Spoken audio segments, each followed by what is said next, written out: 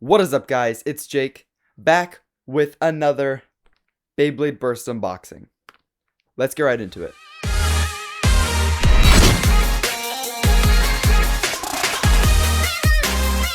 So in this unboxing, I'm bringing you another booster pack, and this time, it's of Doomscizor.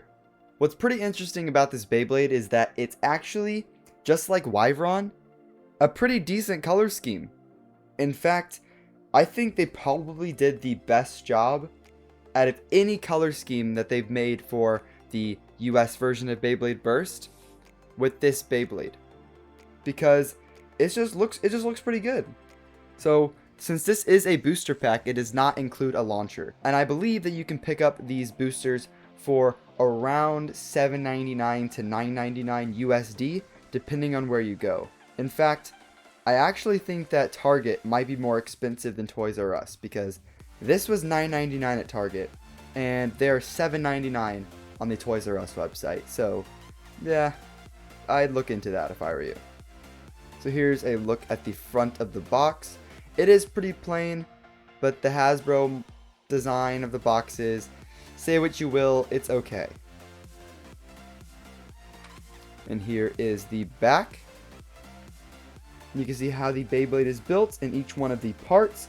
It is using the Doomscizor energy layer, the D13 forge disc, and the TA01 performance tip. And as you can see, it is an attack type Beyblade. It has a lot of agility, a lot of attack, and of course it has no defense and very little stamina. So let's unbox this Beyblade.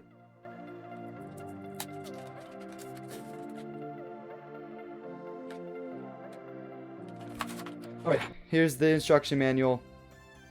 You don't need that garbage. So first, let's start with the performance tip. So here is TA01. It is pretty basic. There's really nothing to it. It is just a flat tip.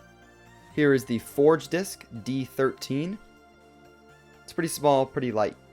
And then finally, we have Doomscizor.